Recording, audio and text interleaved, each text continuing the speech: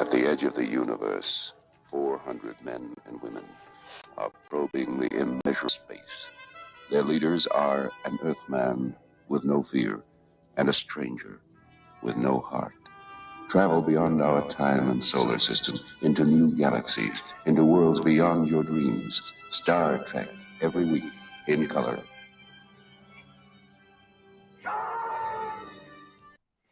Oh my gosh, it's serious Star Trek. There was no tunnel entry this week. We're just right into the show, straight into the godly judgment that we're going to pass down on modern day sci-fi. What's wrong with it? What's great about it? There's only two people I care about talking about that with, and they're right here. So let's bring them in. Our good friend Captain Fun, Larry Young. Hey, Larry. Namaste. And the doctor himself, Dr. Johnny Price, PhD. What's happening, John? Not too much. How are you? I think in Valentine's Day, I think I'm going to second Dan. Like this is my favorite thing in the week. Just talking nonsense with you two dingleberries. I really look forward to it. Definitely really good fun. Is that a new microphone? No. Oh. Hey, speaking of new and fun and things that you guys have seen this already, but with different music, I just wanted to show a little tidbit I've been working on. We can't play the original music, but I made this especially for this is really my Valentine to Larry. So aww. Enjoy.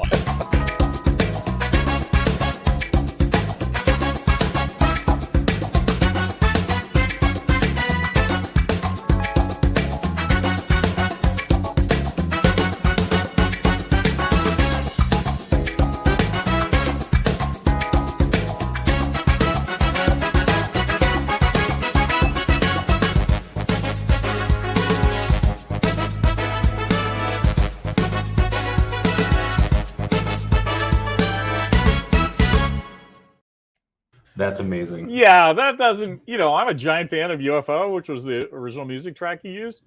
Dude, that's better. That works. My God. I'm not going to go that far. It's not better. That's better. But I man, think you just reinvented the word cool. It makes me wish I had watched that show ever. Like, I don't know where I would have even seen it, Larry. Like, where did you see it? So WGBH, Channel 56 in Boston. Okay.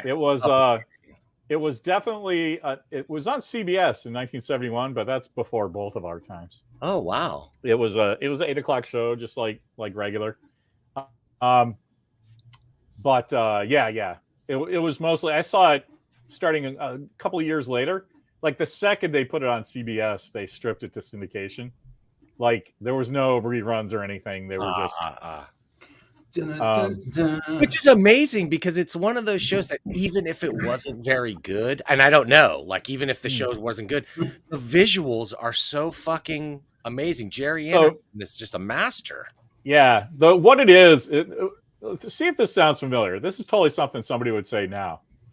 It's a show made by guys who were known for puppets, right? So this is their first live action show. So everybody's like, well, how's that work? Well, you just tell the actor to do it instead of do this to the puppet. It's pretty much the same thing, right? It's full on, like, narratively drum tight. So much cool stuff in it. Everything makes sense. There's mysteries, but, you get it. But here's the thing that killed it in America. The 6th episode, it's about John, if you've never seen it, it's about aliens coming to Earth. And there's a secret Supreme Headquarters Alien Defense Organization that secretly defends Earth from aliens, from their base on the moon and their base on Earth without anyone knowing. And the way they do that on Earth is their base is under a movie studio. Coincidentally, the one they shoot at. Okay. So if anything happens, they just go, oh, that was a movie, right? Mm-hmm. So it's vital to the whole thing that it's kept secret, right? Because people freak out. There's aliens everywhere. They're coming for our organs. That's kind of a weird thing, right? And the 6th episode, the main guy, the commander of the whole thing, taking it super seriously, has a cool, like, secret way to get to the moon and all this crazy shit going on. It's all the magical resources you can get, right? His son has some kind of, like, debilitating disease, and he will die if he doesn't get this this medicine from across the planet. All Colonel Straker has to do is go, get those blue-haired girls from the moon, fly down to Zimbabwe or whatever, pick up that shit for my kid, boom. But it reveals everything, right? He lets his kid die to not. Oh, Nice. That would never happen on American television. Nice. No, Not that's then, not. not now, ever. Right? That's And not, you're supposed like as I was like 15 when I saw that, and I was like, "Fuck yeah, that's my favorite show ever." Well, Like some stuff is important. so how is this not the timeliest show ever right now when we've got the Pentagon on fucking TV saying like, well, I can't say it's not an alien, you know, we can't say they're not spacecrafts yet. You know, I don't like writing stuff for other people's IP. I actually explored that. It was only it cost me $4,000 to get the rights, but UFO. To UFO, and I was like, "Here's my pitch," and they're like, "What is that?" And I'm like, "That's what you do in the modern day with UFO," and they're like, "Yeah, no, you don't just want to do like Colonel Straker's daughter's taking over or something." I'm like, "Absolutely not. You have to take that fucking thing and go 2003 with it or whenever okay, like fully like Battlestar Galactica, like full modern. Yeah, I reboot. mean, not so different as that, where they got phones with cords and stuff, but yeah, I mean, they have a thing called the Skydiver. It's a submarine with a jet on the end. Yeah. And so whenever they're doing something, they just tilt the sub back and shoot the jet up out of the water. It's bananas cool. When those guys jump through, so my idea was the guy for that just took his ship when they closed it up back in the old days.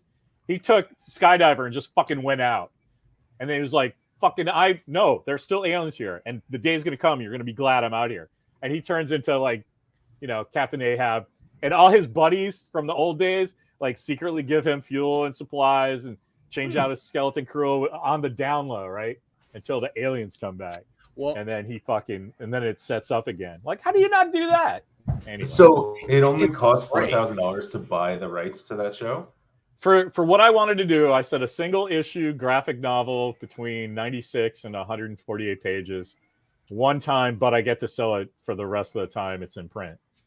And they go, we'll take $4,000. And then there was some per copy royalty, but I didn't pay attention to because that's whatever, right? So that's pretty cheap, right? I don't think you could do that now. But in 2003, nobody knew what that show was. Like, nobody knew who Jerry Anderson was except puppet fans. Like, I could have got it. It blows me away that I've never even really heard of it. And then I watched the documentary on it. Jerry Anderson, by the way, has a great YouTube channel. Yes. And I got that trailer and I used the music. It's fab. Well, anyway, I tested it and it got not struck, but demonetized. I would have demonetized the whole show if I played the theme music.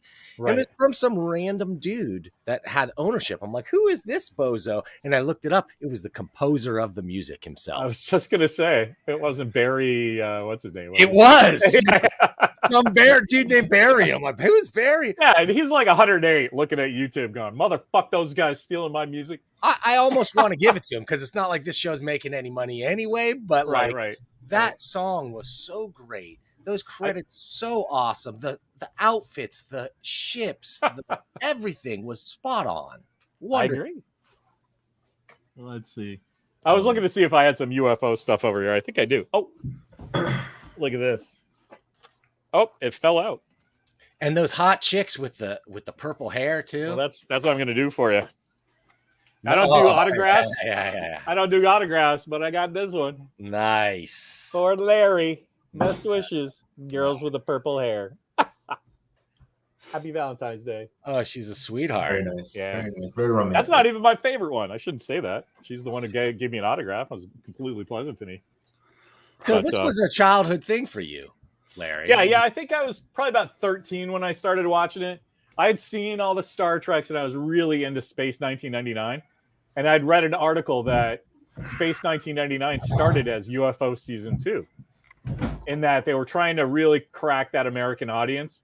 And they're like, okay, well, what happens if the moon base from UFO goes on the moon, it goes out of the Earth's orbit, and all those guys just do their shit. And when you watch them, you're like, wow, that's pretty cool. It's just like a little better costumes, a little better ships, a little better sets, And so So that's cool. We got 2 seasons of UFO and 2 seasons of Space 1999 instead of just 2 seasons of UFO. And nice try, everybody. Which is better, Blair? Like, if you got to only have one, which is the one? Wow. Which are your kids are the favorite? I have to say UFO just because the stories are better. The story, like, Space 1999 is a lot of like, hey, it's 1975 and drugs are plentiful. Right. You know? So they were really trying to work against the Star Trek thing. That you know, there was a Monster of the Week kind of thing. Uh-oh, we lost Johnny. Anyway, I'll wrap it up real quick and hopefully John will come back. But it was all like, instead of Monster of the Week, it was always like mysterious thing we don't understand. Oh well. You know, it was sort of like a 1970s setup, right? It's like Monster of the Week. Livingston Seagull. You know, like we're not against anybody. We're not defending things. We're not attacking anything. We're not trying to learn anything. We're just fucking stuck on the moon that got blasted out of the Earth's orbit, and we just kind of like cook around, running into shit. And so the fact that they were able to get anything cool out of that premise is pretty neat. Yeah, totally. But yeah, John, UFO, I almost brought UFO by far.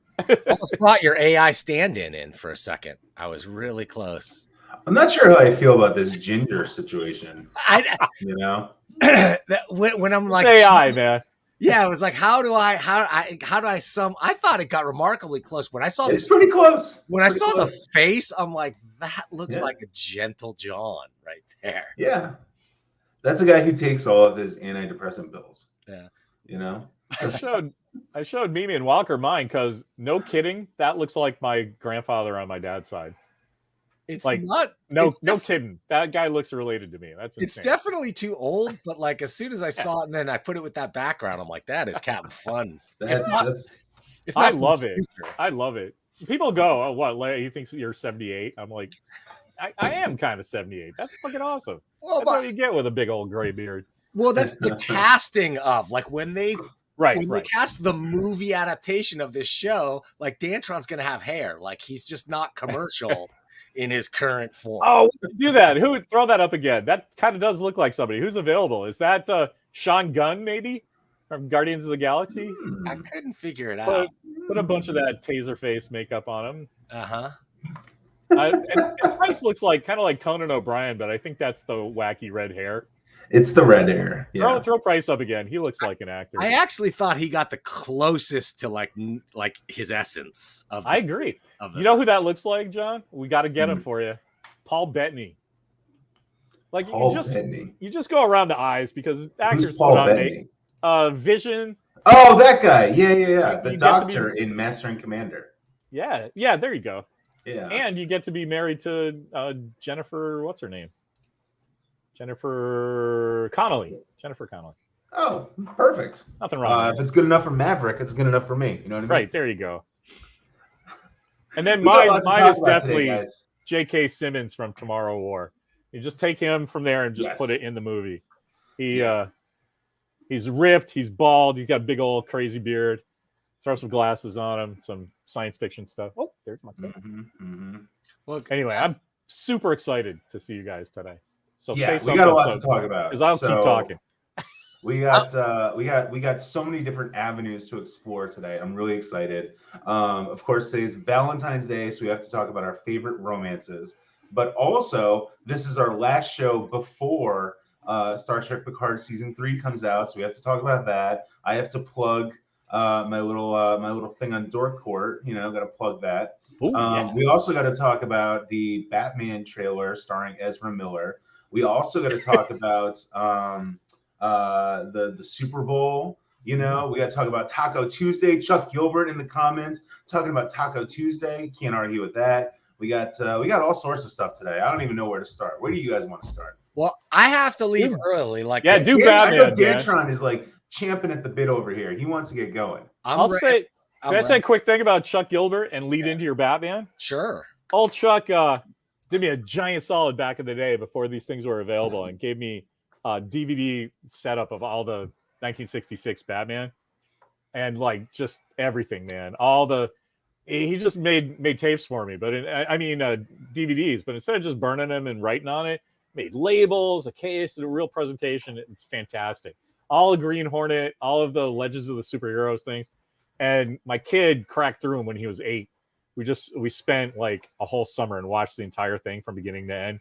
And so I have nothing but good feelings for Chuck Gilbert, and he can be my Valentine today as well. Oh, how sweet. Aww. So that leads into what Batman means to us, right? Batman. Ooh. I'm Batman. I mean, Yeah. Now you guys know me. Like, I got no time for these Marvel superhero movies. Like, I'm done. Like, as far as like the first run of superhero movies, I was like, that's cool. I'm good. Endgame ends it. I'm good to go. Right. But I had no interest in watching like, the Flash movie. I couldn't give a shit about the Flash. But they got me. They got me, guys. Michael Keaton, I'm Batman. The whole thing with the bat suits, I'm in, man. Dantron, let's talk about it. wait, guys. You mean Dantron. wait for it. Hey guys, wait. Pregnant pause. I'm Batman. Yeah, that's right. I'm There Batman. he is. You look more like Flash. Yikes. There we go. All right, I got a little Batman going on. I'm ready. Nice. So my guys, I got taken apart on the internet this week with my hot take that Batman 89 was okay.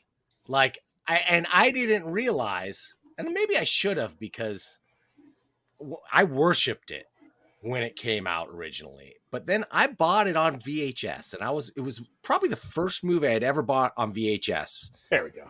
Maybe Wrath of Khan was the other one. But like, I watched Batman again and again and again until all of the glaring flaws of the story and everything really popped out at me. It's just not Batman. That was what I ultimately came to that decision. I was like, look, I know Batman more than, I don't care if America loves this thing. It's not Batman. It was kind of cool. Jack Nicholson was pretty cool. I like Michael Keaton. I actually thought he was decent, but not believable as a guy who really could be Batman. But like, okay. But man, it's gotten through the rosy glow of nostalgia. It's just like, you can't say a bad thing about Michael Keaton Batman. Well, and I think a large part of that is also Michael Keaton in relation to all of the subsequent Batmans. And until you get to Batfleck, where it's like they're all just terrible. So Michael Keaton looks so much better in retrospect. But I am the complete opposite of you, Dantron. Michael Keaton, 1989 Batman, and then what is it? Batman Returns with Michelle Pfeiffer.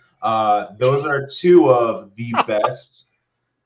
I mean, they haven't made a better Batman movie, in my opinion. Than those. You know, somehow Part 2 has gotten this love, and people are out there telling me it's better than Dawn or Superman as far as a proto Superman movie.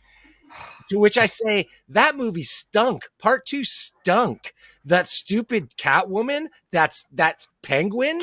What the Emperor Penguins cannot carry. Penguins can't carry things. I'm sorry, guys. Sure they can. They have the magic. They have the magic in them. Penguins. Here's the thing. I'm literally between you two guys because I get both points of your view. You know what I mean? It's just, I get that Dan is saying it's not his Batman, but there's been so many fucking versions of Batman, even up to 1989, that I didn't have a problem with that. That's just movie Batman. Okay. That's what we're watching. But I totally get people saying, you know, that's also the best thing I've ever seen, because up until then, Bryce's point about afterwards, yes, everybody loves Michael Keaton because they kind of sucked until Ben Affleck. But up until then, everybody just had 1966 Batman, which was super polarizing, right? Some people like fucking loved it, was totally in on the joke, got what they're doing. Or you're a kid and you just think that's the coolest thing I've ever seen. That guy's got a talking dog or whatever, right? Or you're like, that's the biggest fucking bunch of nonsense ever. I wish Eisenhower was still president. Cut it out with that Lily the Lilac shit, right? There's no in between. But that's what everybody had for 30 years. I get it. And believe me, I was the hugest fan of the 66 series too. And then I loved when it came out, I was like, yeah, that was great. Finally, we got a Batman that's not super campy, although it had its Right. elements. It had its elements of camp. They kept that tone down until Joel Schumacher got involved and just couldn't keep his Yeah, hand. he had to do that. But however, there's a couple of key things that on reflection, when I watched it as a movie, I didn't even get it when I watched it the first time. What happened? Remember the scene where the Batmobile races into the chemical factory and then like something comes out of the tire, a bomb comes out, drops, blows up the entire factory, ostensibly killing everyone inside. Yes, hopefully. At least then, a few security guards. Yeah, and then they get to a scene of Batman like with a remote control he just murdered them. So Batman wouldn't do that by remote control. Who cares? Okay, fair enough. Well, I feel like they're bad guys. Most Batman people know that Batman not killing is But Batman. In 1989, oh my God, there we're back weren't to this any Batman doesn't kill there people thing. But in 1989, there weren't any Batman people going to movies. There just wasn't. No, this is what I'm saying. You're right. So that's what I'm saying to you, though, that like watching it and then becoming a jaded adult and then revisiting something that was bananas great in its time and going, oh, yeah, well, he made a joke about her weight. And that's very, she weighs a little more than 108. You can't treat women like that. It's like, come on, man. I made those decisions, though, then. Like, I saw it when I was probably whatever. It was 89, so I was 14, I guess. And so by the time I was 16 or 17, by the time I was in high school, I was like, yeah, it's not really Batman. There's a lot of flaws that people overlook. And I was a nerd working in a comic book store. So this was a whole different level that I was looking at it from, to be sure. I totally get it. Yeah.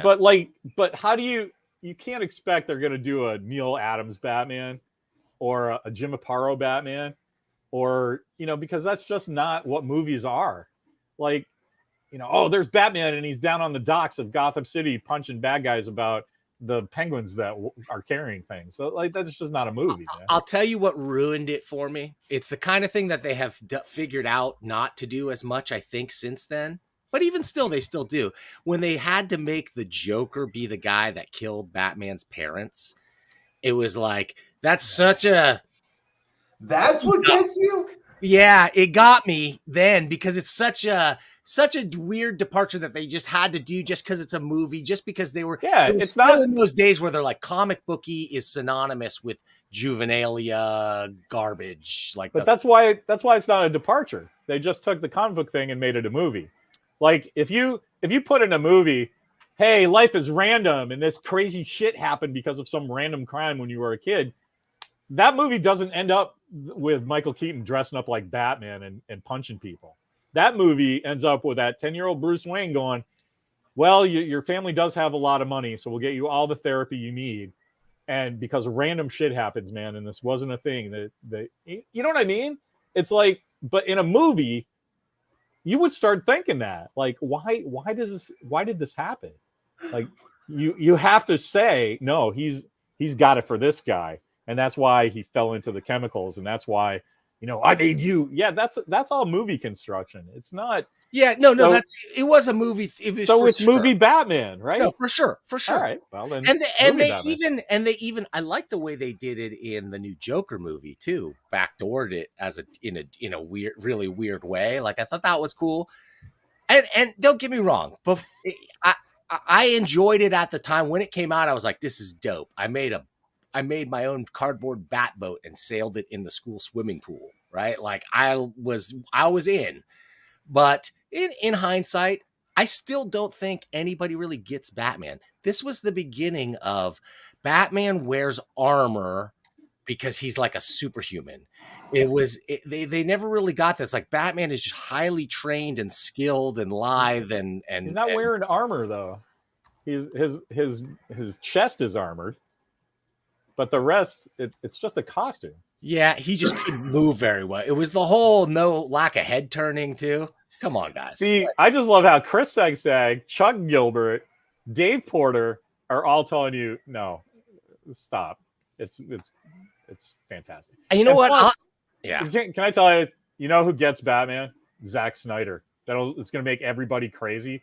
But that's Batman. Batman is the guy who has hope for Gotham City. They're like, "Ooh, the S means hope on Krypton." Fuck you. Superman is aspirational, but Batman's the guy who has hope. He hopes that guy he stops goes to jail so he doesn't have to have another kid kill or have his parents killed, right? He hopes he can get fucking Gotham City under control so it can be a nice, happy place to live again. Like, people get Batman. It's just hard to give you Batman because everybody has an idea of what Batman is, right? You're like, oh, he killed people. Like, fucking Batman was shooting people in the head for 20 years in the comics, man. And then in the 80s afterwards, he's Frank Miller had him with sniper rifles. Come on. Like, Yeah, the no. Batman doesn't kill people is as dumb as Superman. Well, one, Frank Miller didn't have him with a sniper rifle. It was a grappling hook gun. Come on, Larry. Let's get with it. It was a reveal. Do you want me to send you the art with the sniper rifle where he's hanging off the thing from Dark Knight Returns 3? Yes, but Right. but no, it was not you thought it was a sniper rifle, but it was a grappling hook gun. It's Two, not. when Batman breaks the Grappling shotgun. hook gun is a pistol. Guns are the weapon of the enemy. They're for cowards. They're for weaklings. I love I know that. that's part of modern comics Batman, but that's just, it's like you're talking about Muhammad and Jesus and fucking Odin, man. Batman's his own thing, and everybody has their idea of what Batman should be. Can And I ask you a this question? is just a Batman thing. I'm sorry, I don't mean to interrupt. I just have a quick question. Why is Ezra Miller involved? Isn't he like literally a criminal? You mean why is he in this movie? He wasn't. Yeah, he wasn't a criminal when he made. I was that gonna movie. say, did they film it before he went Yes. crazy? Like, Yes. okay. This movie was supposed to come out in 2020. Oh, His Yeah. entire freedom and career will hinge on the results of this movie. If it's a blockbuster, he's back in. If it is anything short of that, we will never see that guy again. That's my prediction. Anyway, I agree. thumbs down to the But money. everybody's excited. It's not for the Flash movie starring Ezra Miller. It's for the Flash movie where Michael Keaton and Ben Affleck both get to be Batman, and like a third one, if you believe the rumors. And aren't there multiple flashes in the movie? Isn't that the whole Yes. point of the movie? That it's like the Yes, it's a the multiverse split- thing. split Yeah, they're doing timelines, Flashpoint. lessons. Well, the first movie was Flashpoint. I think the third act is different, like what Didn't happened they to do Rogue One. that in? Didn't they do that on TV already? they Yes. did a cartoon version and they did a TV version of it. Why Yes. would you do this movie for Flash? I don't know. The Berlanti verse. That was I fun. I honestly always thought that DC's explicit like tinkering with their continuity and their universes and trying to explain it all has been like the death of their whole comics thing. Like they just got too lost in the like, oh, we have to make it all make sense. And not just as it was, it just made no sense, but it was a sprawling mess of fun that you could just sort of explain away with Universe X. And, World War II never ended in Sergeant Rock's universe, so it just goes on forever. I like that. It was when they got into this, especially recently, they're like, everything is formed around Superman, and they got just very explicit with the rules of their universe in a way. In the comics? Yeah, in the comics. Nobody reads comics. I know. Well, I hope they don't bring that stuff because they're going more and more towards Crisis on Infinite. I mean, they're going more. Obviously, this is a multiverse thing, and I'll bet you if they do it in DC, there's no way they can avoid doing a Crisis on Infinite Earths movie. I think that's what this is. I guarantee you, Ezra Miller, a version of Ezra Miller, is on the cosmic treadmill and dies saving everybody. Oh, I guarantee you that. didn't even think about that. That's how you reset the universe, right? Yeah. And I hope the end credits is George Clooney. What are you doing here? And he's like, Red Skies, and then bang, smash. Chris cut. Sagasag called it. He Yeah, has I think in the he's commentary, right. George Clooney. I was George trying not to Clooney- say it, but that's the rumor I heard too. Well, I mean, George So Clooney's Chris a really ruins good- everything. Yeah, Chris does ruin everything. George Clooney is a really good Bruce Wayne, in my opinion. I I don't know anything about the comics, but he plays a nice, suave, rich guy. thought he And looked then, the part. Yeah. yeah. I thought Val Kilmer, they could bring Val Kilmer in maybe for like a silent cameo or something, or a whisper role, something like that. Why, He's almost not the Bale Batman voice now. This is the conversation that Walker and I had yesterday.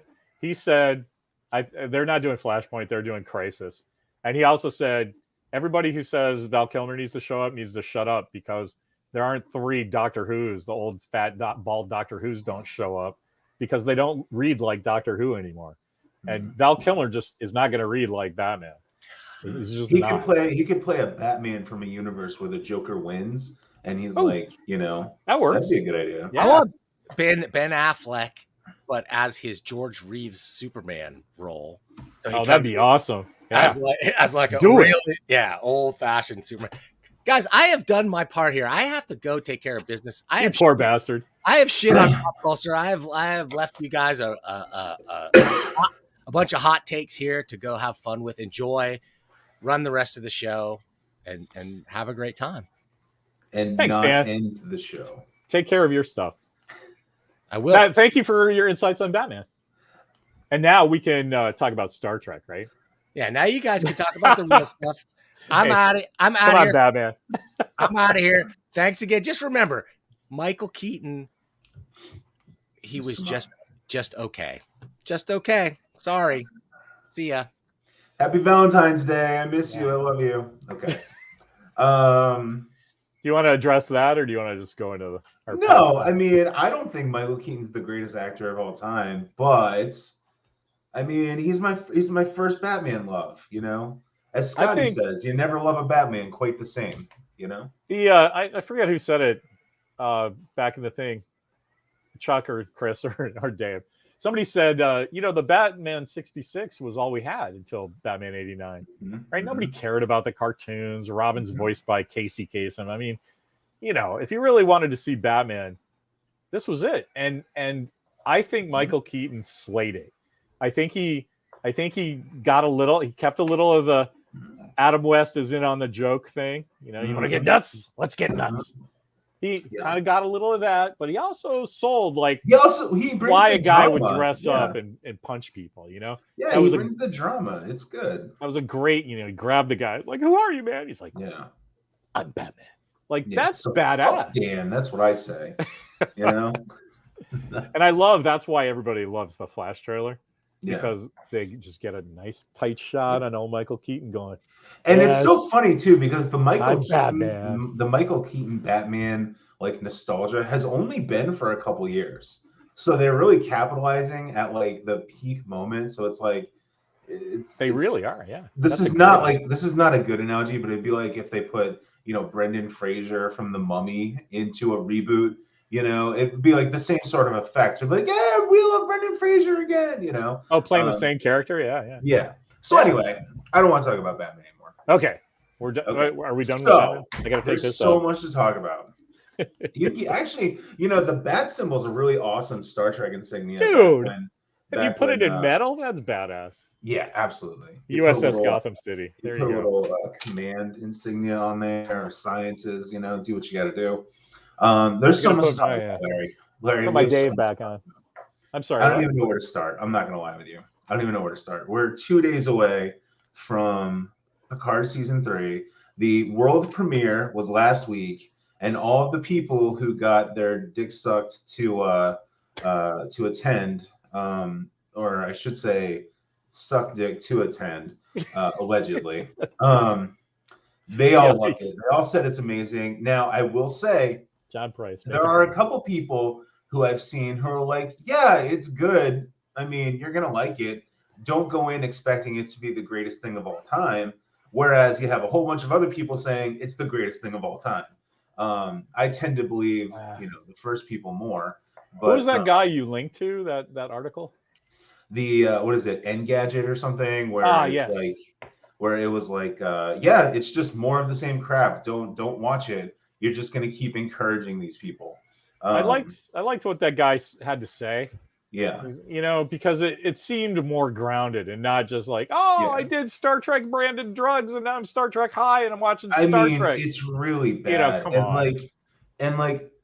Even people I don't want to keep coming back to Burnett, but he's kind of like the Orr example where it's this guy's been talking shit about New Trek for years and years and years. There's no question of his credentials in terms of talking shit about New Trek.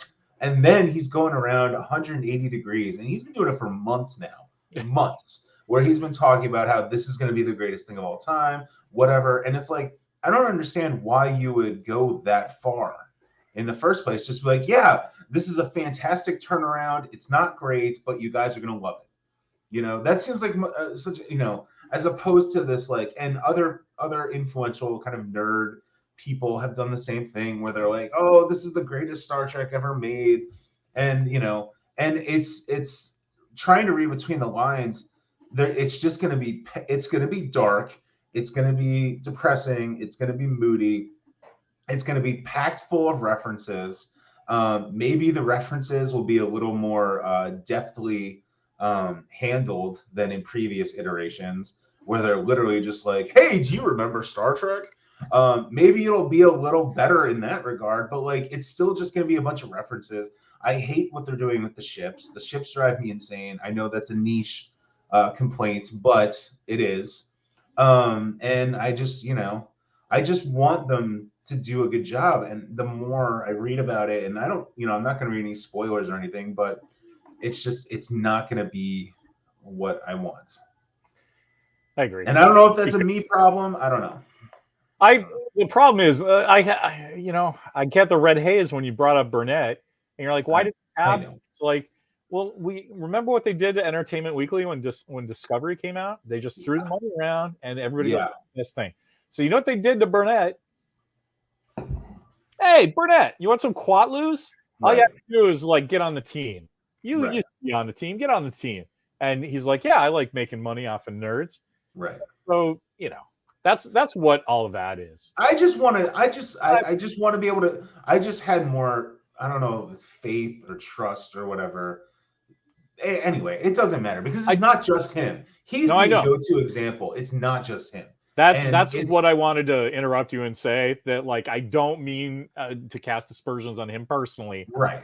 He's just an example of what we are seeing across fandom. Right. That the guys with attention all seem to be facing the same way, and it's weird. That seems very suspicious.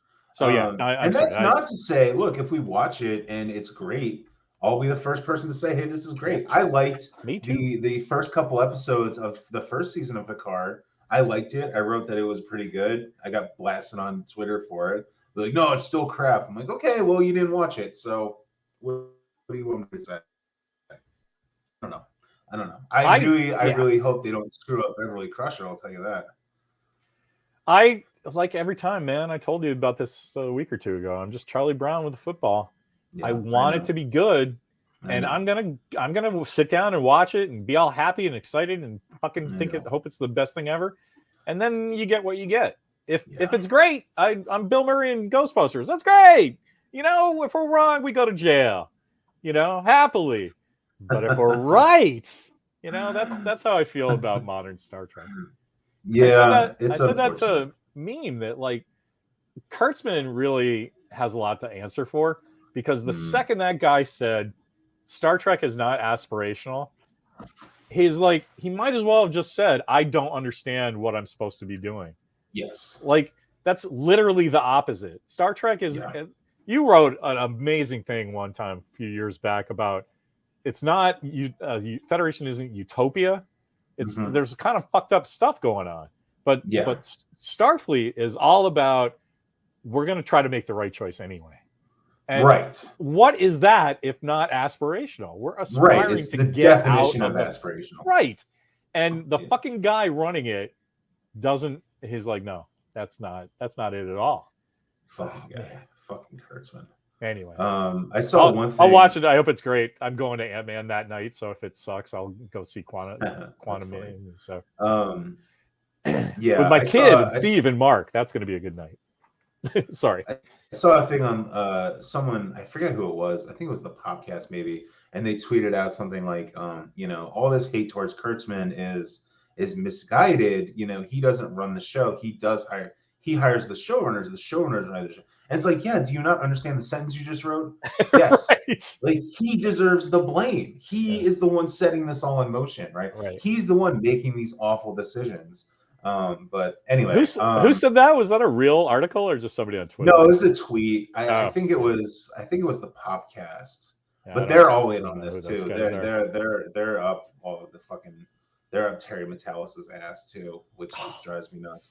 I And can't wait to hear what I've seen interviews with the guy, and he doesn't come off as well in the print version of his interviews. So he's got that kind of, which I understand. There's nothing wrong with that, you know. Yeah. He does know his stuff, like he does, you know, talk about. And the guy they got to play one of the captains also knows his stuff. But knowing your stuff isn't really. This is where the conversation gets screwed up sometimes, because like knowing Star Trek isn't a prerequisite for being good at Star Trek.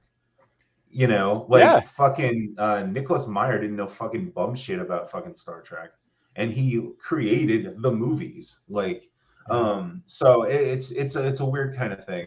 I just want them. I don't know what I want.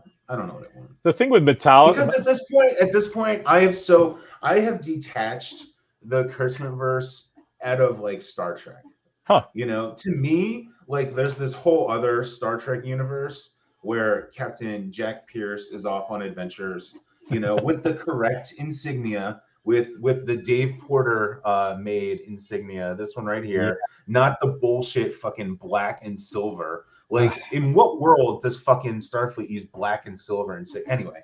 But the Section 31 world, right? Yeah, right, exactly. The Section 31 world. The thing I loved about that is put that on a black shirt. Like, right. What the fuck? What are you doing? It's you know, the misunderstanding of Section 31 is one of the weirdest things to witness, because DS9 isn't like brain surgery when it comes to plotting, right? It's just very good at what it does, and they explain Section 31. They explain it. It is possibly not even real. Like, it could possibly be all in this guy's head. Like, it's right. And yet here we are now, all of a sudden, in the fucking JJ movies, Section 31 is this whole thing. They have a gigantic fleet of ships. And then we get Star Trek Discovery. They got a gigantic fleet of ships. And it's like, look, now they're going to have a Section 31 TV show that they're never going to actually make. They keep talking about it. And it's like, do you guys not? It's not CIA. Like, it is not Starfleet CIA. Like, there's an actual organization, presumably, in Federation that is Starfleet CIA. This is not it. Like, Section 31 is like the Black Ops people who are actually talking to the aliens, not the Black Ops people reporting to the president. Anyway, it's a whole thing. I get the appeal of Section 31, but it's definitely given a whole bunch of grade schoolers some really good tequila, right? Yes, this is good on its own, and this is good on its own, but putting those two things together is not good, because Star Trek is not about secret ops and killing JFK and stuff. It's literally the opposite. You heard me say that a million times. Right. Star Trek's when JFK got 2 terms. There's not even going to be Star Trek is about stopping Section 31. Right. Which is what DS9 did. Exactly. Like, it drives me nuts. Anyway, I don't think Section 31 is a good idea anyway. I hated it in DS9, but they're amazing episodes. So, you know. Yeah. Anyway, moving on from that. Can I just ask one question before we move on from that? Yes. How do you say the showrunner, Terry, what's his last Terry name? Metallis. Metallis. I keep wanting to throw an L like in there. Metallica, but Metallis. Yeah. Metallis needs to just not do press. I'm saying that before. You've been saying that for fucking since before the show comes out. Yeah. Keep your mouth shut, man. And then fucking start hiring people that look like they're in Star Trek. I know, coming from an old white guy, this is going to sound shitty. Yeah. But and I love, it's aspirational, inspirational, inclusive. I get it, but you have to look like you're on Star Trek. Mae Jemison. Okay, well, we need a black girl. Mae Jemison was a fucking incredible Star Trek person. And she's a regular person. She's an astronaut. She wasn't an actor, but she looked like she was fucking beaming people up, right? Yeah. And are you talking about Rafi? No, I'm talking about this next guy, the captain of the Titan. Oh, okay, yeah. I don't care that guy is the biggest Star Trek fan in the world. He needs to shave and make pointed sideburns on the side, because he looks like a fucking dentist that gave Paramount $1 million so he could get a shot, a thing on the show. That guy does not. He needs to be in CSI. He He needs to be like a working actor. I'm not taking anything away from him. Yeah. Get 126 episodes on some sitcom. That's great. Are you the captain of the Starship flagship in the future? No, sir, you are not. I've heard he's really good. Sorry. I've heard he starts That's off great. kind of like he starts off antagonistic towards the TNG guys, but I've heard he grows on you, which again, that's great. Good for him as an actor. But no, you're right. It's the visual direction is all off. Yeah, I would like to say again too. I'm not talking about that guy personally, right?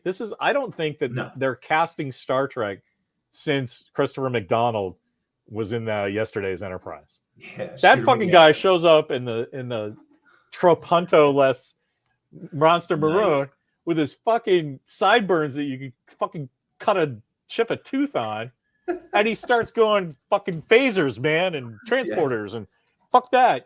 Yes. My wife was going to the bathroom today, and I walked right before the show. I put this on, and I'm like, when you put this uniform on, I understand that lady that wore her Star Trek shirt to the Clinton the jury lawyer thing, because it makes you sit up. It throws your shoulders back. Your fingers start doing this. You can't help it. And I love it. And you don't get that from any of the actors that are on TV now. Yeah. Well, maybe you would get that if they made a good uniform for the actors to wear. Like, seriously, what's up? They're all wearing like shitty leather jackets. There's lots of blame to go around. Why are they wearing shitty leather jackets? Don't get me wrong, I love leather jackets, but those are not good leather jackets. Do you know why though? You know why. We were just talking about this with Dan. All old and fat. Like they threw a cool leather jacket on somebody, and then went, okay, that's what we have to do from now on. You know how many fucking leather jackets I have from movies and TV shows? Well, yeah. It's because everybody just puts leathers on. When they don't know what to do, they put leathers on. It's like Batman, right? Hey, that cool like rubber Batman thing, that really worked. Now let's put everybody in it. Yeah. To the point where there's like Nightman on TV channels that don't even exist anymore, dressed like they, with Danny Elfman-esque music. It's like that. You can't escape that. I do appreciate that 7 of 9 is the XO on the Titan, and she looks like she's wearing a uniform, a Voyager style uniform. She looks like she's fucking, XO 7 of 9. She remembers what it's like to be on Star Trek, right? Because Jeri Ryan is fucking Star Trek. She's like, oh yeah, this is what it's supposed to be like. Okay. Meanwhile, the rest of them are just. Hey, you know what this show needs? A sex bomb. Let's get a sex bomb, but make sure she's in Star Trek. Yeah. Right? Nobody's having that thought. Maybe they want to cast this guy as a dentist. Okay, we want the captain of the Titan to look like a fucking Acura, I don't know, some lame job. And but that's cool if he starts fucking Star Trekking it up. And maybe he does. I don't know. I can't wait for Thursday. Maybe he does. I mean, look, we all want it to be great. That's the difference. Like, and we've been saying this for years. That's why we're not haters. Yeah. We want it to be great. And when it's not great, we're gonna tell it it's not great. We're gonna tell the dog that it pissed on the floor. Can I do this at 48-19? Everybody who called you and me haters, that's for you. Because it's just such a fucking dick thing to say. Right? If you're a hater, everybody knows you're a hater. If you're like you and me and like, here's this 2,000 word episode, article outlining all of my grievances. That's not a hater, man. That like maybe if we all like did the Unabomber and like started going after like, people's houses with explosives or whatever. Okay, maybe that's a little hater thing. You got a manifesto. A little too far. But we don't do that. We're like, no, I got my shirt on, man. Let's have some Star Trek. Let's go. And I always make the point, like, it's not about the actors. Like, the actors are being directed. That's the whole point. I'll talk shit about the directors. I'll talk shit about the producers.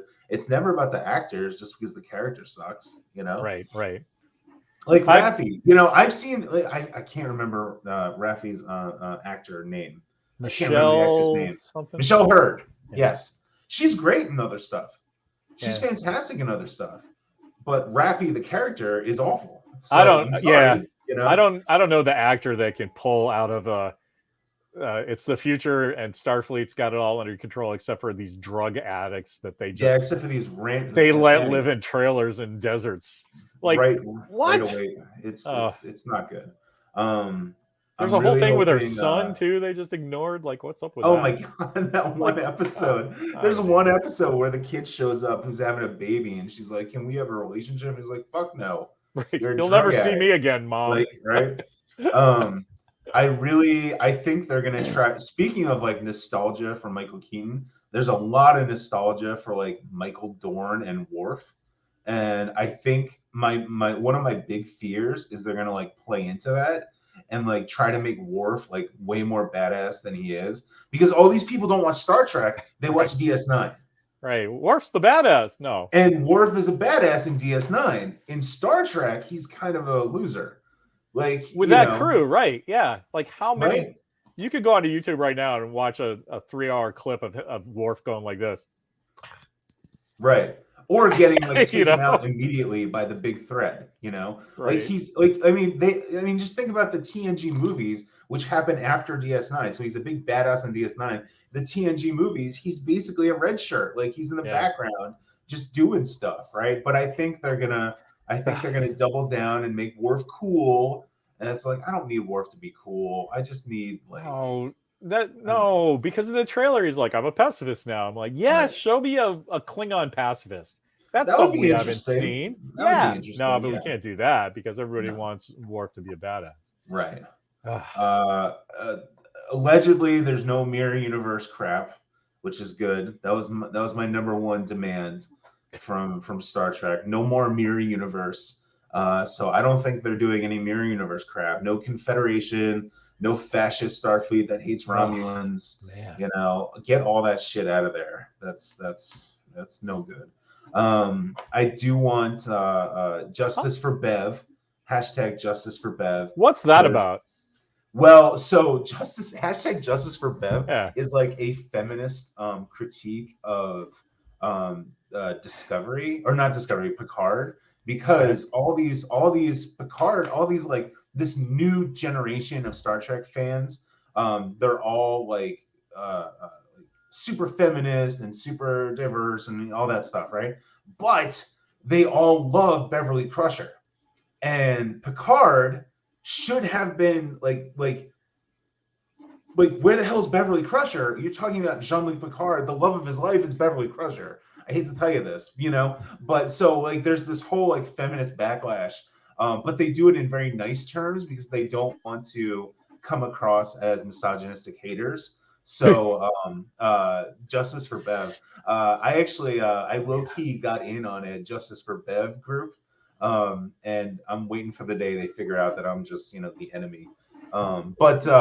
Yeah. Where do you find these people? I'm a very boring person. But seriously though, Bev Crush. I mean, how are you gonna make a show about Picard like at the end of his life, talking about his regrets and his love life and all that shit, and not talk about Beverly Crusher? Like, come on. Like now that he's dead, what the fuck is Beverly Crusher gonna think? She's like, dude, I missed my chance with real Picard. This is the part that I think that they haven't thought through, or they're just like actively ignoring. It's not Picard, so who gives a shit? And like as an audience member, I mean, forget the actress, right? I mean the character of Bev, right? Right. Why does she need some kind of closure? She's made her peace. Whatever happened with Jean-Luc, he's probably the love of her life too. Except, she got Jack Crusher, so it's not all bad from her looking backwards. Oh, and the guy that she was, he's dead. I guess I could talk to his life-alike robot about it if I wanted to. Dude. But like, they missed. It boggles my mind how they didn't use the Q thing in season 2. How do you not just fucking film? It's just a right Thanos there. Snap, and all of a sudden he's back to being alive. Like, come on. How do you miss that opportunity? When there are memes like better than whole episodes of your show, you're doing something wrong. Yeah. Like I saw this great one with somebody did a photo collage in Photoshop of, you know, guys from Discovery and weird stuff from Picard, and then Q going like this, and he's like, I don't like this. Snap, and the next one is just a shot of the bridge from The Cage with Jeffrey Hunter, and then it goes, okay, that's better. You know, funny, which is kind of what Strange New Worlds is, right? Yeah. So, but even Strange New Worlds is too. I don't know. Anyway, like I strenuously dislike a multiverse concept in terms of like franchises, but we have no choice but to treat Star Trek like a multiverse now. Be like, yeah, this is this version Oh, over I here. see what you're saying. You know, where it's like, because for me, again, and this is just me, I'm this nerdy history guy. I treat it as a history of the future. Right. And Yeah. to me, it's like this is one, and this is the brilliance of the movies, the TOS movies. It progressed in real time. So it was like, yeah, the movie is 15 years later, and the characters are 15 years older. You know, that was the brilliance. They created this cinematic universe before anyone called this cinematic universe. That was the brilliant of it all. And like, so now, to me, it's like, no. And then TNG, DS9, Voyager were all happening at the same time. Enterprise specifically made references and used the visuals from TOS. Like, it's all just one giant thing. And I'm not saying it's good. Like, a lot of those episodes are crap, right? So that's the other thing people confuse. Like, oh, you just want those episodes back. No, a lot of those episodes are shit. A lot of those characters are shit. I don't like Jonathan Archer as a character. Like, I don't like any of this shit, right? But it is one coherent thing. Then you get into the spin-offs and the JJ movies and the Kurtzman verse and all the shit. And it's like, there's no way to reconcile these two things. There's no way to reconcile this without going into the goddamn comic book fucking multiverse bullshit. And it's like, all right, well, if that's what we got to do, that's what we got to do. You know? Do you know anything about their thinking on that? Because it stuns me to this day. You have Hamlet, right? You have these characters that through folklore and history and literature that are commonly assayed amongst actors, right? Everybody's dream is to be Hamlet, right? And I think that since it's just TV and they want to just keep feeding the beast, they didn't realize that Kirk, Spock, and McCoy are iconic characters that should be essayed from everyone, or they should just be people and just fucking kill those guys and have Star Trek going on. Like, you can't do a World War II movie and keep doing World War II movies, because World War II eventually ends and all those guys come back and it's aftermath. And you know, why? How is this guy friends with this transvestite? You know, but I get that that's not going to work for 2-hour movies, but you have to do that thematically.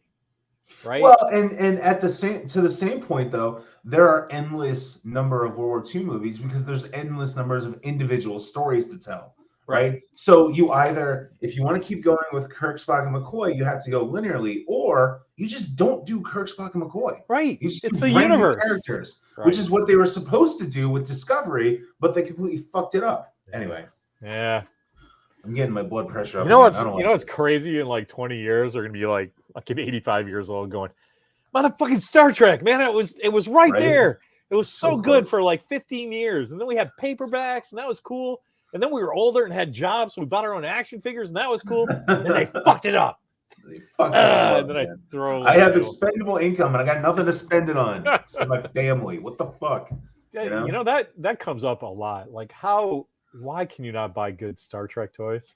They did make, I'll give them credit, this year they made brand new Kirk, Spock, Khan, and the Enterprise playsets. The Enterprise is a playset, and it's actually not, and it's not reboot, it's not fucking any of that shit. It's original. It's for the anniversary of the Wrath of Khan. And I bought them with the intention of Santa giving them to me, and then I just didn't wrap them, and now I just own them. Yeah. So. Good job. I support you in that. You should buy some more shit and say it's what are you gonna do. Yeah. But how yeah, big are and they? there's like, how big are the figures? They're just normal size. I think they're 6-inch. But yeah, are they this big or this big? Like, are they Mego size or are they Star Wars action figure size? I'm trying to figure out how big. They're not Mego size. Okay. So yeah, that's yeah. And so the Enterprise, it's not like I don't remember, but it's not like you fit the action figures into the Enterprise. It's just like an Enterprise and like shoots phasers and shit. Is there a bridge thing that you can play, like a bridge placer? There might be. I don't remember. Okay, I gotta get. Sagasag probably knows. Yeah, Chris has got to print those out for us. Yeah. But here's the thing: the last Star Trek toy that I bought, I get props. I guess you could consider that. But I got the Star Trek Barbie because I thought it was hilarious that Barbie and Ken were in TOS uniforms. That's pretty awesome. And then they just like, I didn't take them out because I'm not gonna play with them, and like to display them, it's like this another thing to dust, right? Right. And so then I just threw them in my closet. It was cool that I had them, and then I was like, why do I even have these? I ended up selling them, and like nobody cares. They're not worth a lot, right? And so I'm not excited about Star Trek toys, but my chief science officer asked me that the other day. She's like, "So what's your goal with all of these things?" Oh no. She was talking about these bad boys. Uh-huh. And she's like, "So what's your goal with all of this?" And I'm like, "Oh god, this is a trap." Yeah, no, I'm dying to hear your answer, which I will plagiarize later when this comes up again. I was like, I haven't really thought of it. I haven't really thought of a goal. She's like, "Is it like to display?" I'm like, "Yeah, that's it. Yep, to display them. Yep." Is she obviously you don't want to give away dark secrets, but she's a pretty science-oriented person, right? Yes. Yeah. But surely she understands the concept of museums, right? Sure. So she's also very no nonsense though. So it's like I'm over here in the clouds, and she's like, "No, you need to cut the grass." But you can make. Do I? She's like, "Yes, you do." Yeah. You can make the argument though that your end goal is to have this nice museum-like quality display of items that give you joy. Yeah, and there you go. Like, because Mimi had to explain to her mom, like, why did you give your husband to be a frozen Harrison Ford for a wedding present? That's awesome. And instead of trying to explain it, Mimi just went, "Oh, that's our new sculpture that we have. It's a thing from a movie Larry enjoys, but it's a sculpture." And her mom instantly went, "Oh, okay." Instead of giving me 5 years of like, what is that nonsense? Right. So I just loved how deft that was. And that was completely like her targeting her mom and like wanting to give her mom an answer that she would get. She'd understand. Yeah. That's great. So just tell her that. I mean, like the patch thing for me is a little different because I buy a jacket. So my question from my significant other is, why are you buying another jacket and which patches are you going to put on that? To the point where like you can't buy a jacket and put patches on this if you really need that jacket, or if you're putting patches on it, you got to get rid of one of these other ones you don't care about anymore. And then I just cut the patches off and chuck a jacket. There you go. Sorry, weak jacket, you lose. I want to start doing that. I have a tan A2 bomber jacket that I want to outfit. I think I want to put all Tiffany's Shield stuff on there, make it a nice little World War II era shield jacket. That'd be Did nice. I send you one of the old shield patches we made? Yeah. All right. Yeah. Because I only have like 3 left, and my friend Frank is getting one. But I'm like, I would drop what I was doing and send you one now. No, I got one. That's sure. I don't. My shield patch isn't on a A2, but it's on some kind of weird vintage looking thing. Yeah. It's a canvas jacket with a leather collar, and I just put it right there, and I'm like, okay, that's what white Nick Fury was wearing. Chuck Gilbert, my friend Christina was in on The Expanse day one and befriended the writers and crew and cast, and they would send her all sorts of cool stuff, and she has a ton of patches no one else does and won't part with. Well, your friend Christina needs to trade for Quatlus. Does she want a Quatlu? I don't mind having I don't need a patch that no one else has, but I would need a print quality scan of that so I could make some patches that everyone has. I was just complaining. I was complaining 2 weeks ago about there's a lack of Expanse patches out there. Everybody loves the MCRN and the Rocinante, but I want the UNN. The UNN uniforms, they're all in the background because none of the main characters are UNN, United Nations Navy, but they're all in the background, and if you zoom in, they all have like these elaborate patches all over their uniforms. I'm like, Jesus, just give me one of those, man. Wait, what season is that? Oh, I don't know. I'm gonna have season to make 3 is the big war. So I'll Google UNN. Yeah, because I did get some of the patches from other ships are just they're screen printed, they're not embroidered. So that I'm sure. Because it's a low budget show, relatively. So don't waste your time on patches. Just they're all background characters anyway, you know.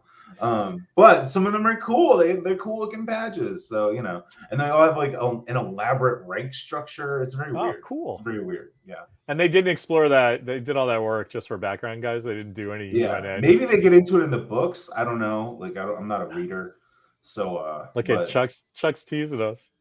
Let's see what I can do. I've never been talking about him. You're fan. I'm like talking about him. You probably remember John and I having sex with our patches. Yeah. What? What? I do wish. Look, if I was rebooting Star Trek, I would make it just like in terms of uniforms a little bit more military. Where like, you know, fine, I'll Cooley, you win for the future of Star Trek. You get this guy right here. But what if you also had a patch over here and a patch over here, and you know the Federation flag over here, you know, stuff like that. Yeah. That's what I would do. Yeah. Well, you're gonna like my cyberpunk jacket I'm working on. Yes. I did a cool thing that they put some kanji on it I couldn't read, and it was a good patch area. So I just like put a full on fucking 4x6 square of Velcro. And then it was like, look, I don't have to decide what patch I'm wearing. The patches are going there. And it actually patches. It works. Yeah. Velcro patches are the greatest thing to ever happen. So when you said that, that's all I was thinking about. I was like, yeah, man, like sure, the metal badge, and it's a communicator even, but like, okay, then your ship patch is over here. And then maybe you got some mission stuff, and that coin with your dead friend from that. You gotta put O positive, you know? Yeah. Yeah. Yes. Give me that, right? Star Trek. Right? Oh man, imagine if Lower Decks was like Star Trek Afghanistan. They had guns and shit. Dude, give me that show. Awesome. Yeah, only patches. Chris Sagasag with a great new. Well, we said we had sex with it, so only patches. I think that's pretty funny. Good old Chris. That. Yeah. I feel like I just got a actually. Speaking of Chris, I don't know if he helped me. I know our friend Ken Rice helped me with the U.S. Department of Damage Control patches, but Chris is in my memory forever as the guy who cared the most. Man, that guy freaked out. He was so happy. Good on you, Chris. Who does Tiffany do design? I need someone to do design for a logo. Yeah, Tiffany's the person to talk to. Yeah, I'm like brain farting at the moment. Yeah, a lot of your artistic pals can do some graphic design. Yeah. That was my first job out of college, was graphic design. I have an idea that I want to get done, but anyway, that's a whole other can of bag, can of worms. that's a whole other can of bags. What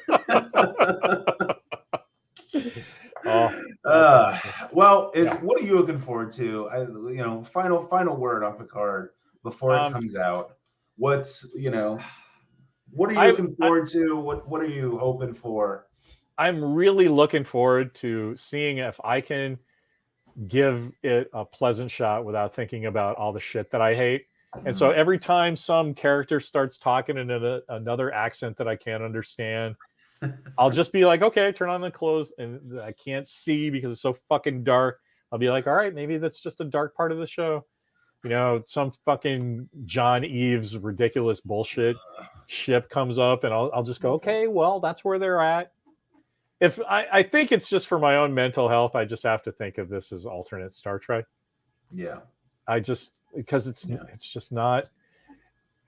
That's what you get the kids getting into fights about. You can't say that's not Star Trek. It says Star Trek on the show at the top of the show. It's like, but that's not what people mean when they say that. They mean that this is not giving me the kind of stories that I responded to in the past. Right. That's all that means, and so I hope that there's a little Star Trek in it. Am I going to gloss over its flaws because, I hope so, but like I'm not dying. I'm not to see like what happened to Worf and Geordi, and I don't care about justice for Bev. I think that means that justice for Bev is like she should have been married to Jean-Luc this whole time. So her justice is that she needed a man. That doesn't sound very feminist. But no, whatever. That's not what that means. But that's what I get from that. Justice for Bev. Right. Okay. What the fuck does that mean? And give her a good story. I mean, I honestly am really looking forward to seeing Riker. Just because he's the only guy. Patrick Stewart used to, but he's too old now. So God bless him. He is. But Riker's the guy that like he digs being on Star Trek. Like, Oh yeah. He Oh, really yeah, he loves you it. get why they hired him to play the guy that likes being on the Enterprise so much that he's not going to take another command. They hired an actor that likes being on Star Trek so much that he doesn't want to go anywhere else. Yeah. So that works for me, right? Yeah. But so I'm looking forward to see what happens to him. And plus, we have from 1989, we have a connection about that Playmates Riker. And the first thing I did was paint a beard on it because I had a Nice. beard. And I kind of looked like Riker back then. Nice. And so then season 2 comes up and he's got a beard, and fucking 6 or 8 people went, "Oh my God, what did you do to that guy?" Because we didn't have the internet, we didn't know anything. It just, to my friends, it looked like I painted a beard on my action figure and it showed up on TV. That's So- funny, man. So I love Riker because of that. That's Happy hilarious. Valentine's Day, William T. Riker. I'm sorry Yeah. Thomas is in Cardassian jail. Yeah. Well, I wrote, in my little 3 things I want from Star Trek season 3. No mirror universe, Right. Justice for Bev, and of course, good ships. I'm not going to get any of these things, but What was the first one? The first one seemed like it was no doable. mirror universe. Yeah, that's maybe, doable. Maybe that'll happen. Why? Although that also Yeah. includes like bad Starfleet. Like I don't want to see bad Starfleet. Like Starfleet's supposed to be the good guys. Like Right. now there's always going to be a admiral who like Right. goes too far. That's a or trope. has, it's a trope, right? But it's also it's up to Starfleet to stop that guy, right? So it's a whole thing. It sounds like I they're know- doing that with a Titan guy. Yeah, I don't know. I don't know what to think about this Titan situation. What's that? Well, the thing I don't like is it's kind of transparent that they're saying this Yeah. is the new thing, just to have the big reveal that the fucking Enterprise Right. comes back together and everybody gets on the horse again and Right. takes and flies off into the sunset, and that's fine, but I don't know. One thing they did come out, they've been putting out these weird little like I think they're calling them logs, like, but they're on Instagram, and it's like the Enterprise F, which is an Odyssey class, which is from Star Trek Online.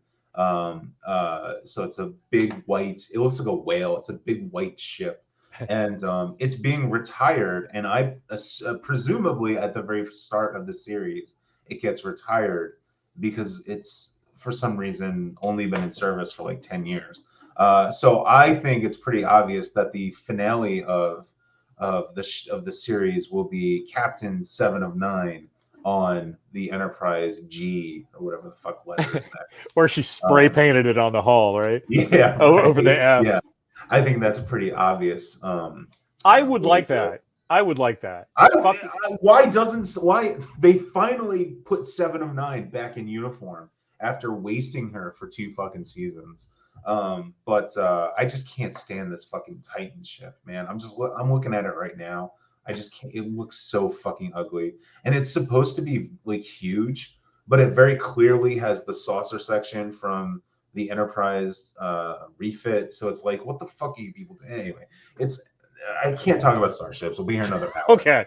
But what I really want, and this is a stupid thing to say, but I want a good story, because that's all you need. Like, all of the visual shit goes away, all of the inconsistencies go away, all of the me bitching about starships goes away if it's a fun, good story. Right. How many TV shows are there where it's a fun, good story and there's a ton of things wrong with it? Right? I mean, I talk all the time about the Marvel shows on Netflix. They are not perfect shows, but they're really good plots, really good stories with good characters. But you can wave away all of the stupid shit, right? Like Dantron's bitching about Batman 89. Yeah, but that's a super fun movie. Yeah. Like that's such a fun movie. I don't give a shit that Jack Nicholson has a fucking parade in the middle of Gotham City, with a Prince song playing. Like, I don't give a shit that that's like not a realistic thing, because it's fun and it makes sense, right, in terms of the universe. Anyway, so I just want a good story. I don't care if it's a dark story. I don't care if it's a happy story. I just want a good story, because we haven't gotten that from Discovery for 5 fucking seasons. We didn't get it from Picard for 2 seasons. We barely got it from Strange New Worlds. It was like 1 or 2 episodes I liked. The rest of them were shit. Yeah. Even Lower Decks, some of the Lower Decks stories, they're not good stories, but the characters kind of elevate it. And The thing about it, I'm a little better on Stranger Worlds than you, but I get it. I would say half the season I was pretty entertained by. sure. But Lower Decks is, it doesn't. Yeah, I should probably write this down so I can think about it. I'm not a great speaker, but because I get too excited and because I just start thinking about Lower Decks, and it's like, but then that reminded me of something else I wanted to tell you, that I got excited in the wrong way. Uh-oh.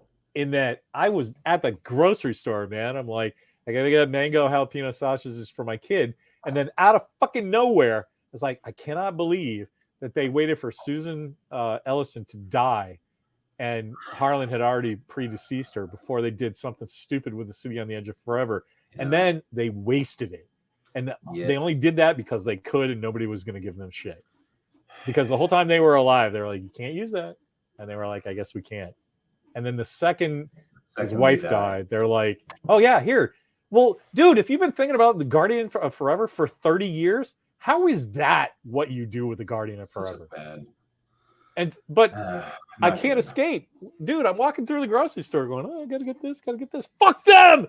Like Guardian Forever. The City on the Edge of Forever, I mean, what was the guy's name? It was like Bill or something? Like Carl, that's right. I remember that because Carl Pietrantonio was like, yeah, well, at least his name is Carl and it's spelled the good way with a C and not K, like your friend Carl Martin, who actually works on Star Trek.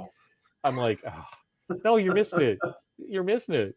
Like the cartoon, the 1973 cartoon used it better than you did. Hey, the first officer of the Enterprise is an Andorian guy. Wait, yeah, because Spock's teddy bear ate him when he was a kid. Like, wait, what? Yeah, City on the Edge of Forever. Let's go fix it.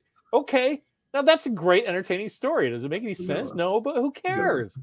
You know what else doesn't make sense? A guy reading the newspaper that the hobo had that set off the Phaser 1 on Overload. Like, really? That's where you're at, huh? For references? It's so not good. And of course, everyone's like, oh my God, that brought me back to TOS. I loved it. It brought a tear to my eye. Like, dude, fuck you. All right, okay. Let's end this. Let's finish up. So, all of you out there in YouTube land, write down your predictions, your hopes, your dreams, and we'll come back next week and we'll talk about if Starship Picard, if it lived up to the hype. Because there's a lot of hype. Let's be real. There's a lot of hype about this thing. You know what better live up to the hype? And Ant-Man. A little bit too much hype, because now if it's not perfect, everyone's gonna be like, "What the fuck are you talking about?" You know. Picard season 3? No, I there's no way to hype that up to make me think it's gonna be good. A lot of people, I know not you, but a lot of people are hyped. Nobody whose opinion I trust has said that yet. Let's put it that way. That's fair. I don't like how so many of these like YouTube people got invited to the fucking premiere. I don't like that. That's sketchy as fuck. I don't like that. It's not sketchy as fuck when you got your thumb on the balance, man. Well, yeah. That's what they're like. Come on. The second when we were on like week 3 of Entertainment Weekly covers on Discovery saying how good it was, that's when I was like, all right, this is not good, because the only reason to do that is because you don't believe in what you're doing. Yeah. And so now what kind of press do they get? They get a lot of negative press because they stopped paying for it. Anyway, okay.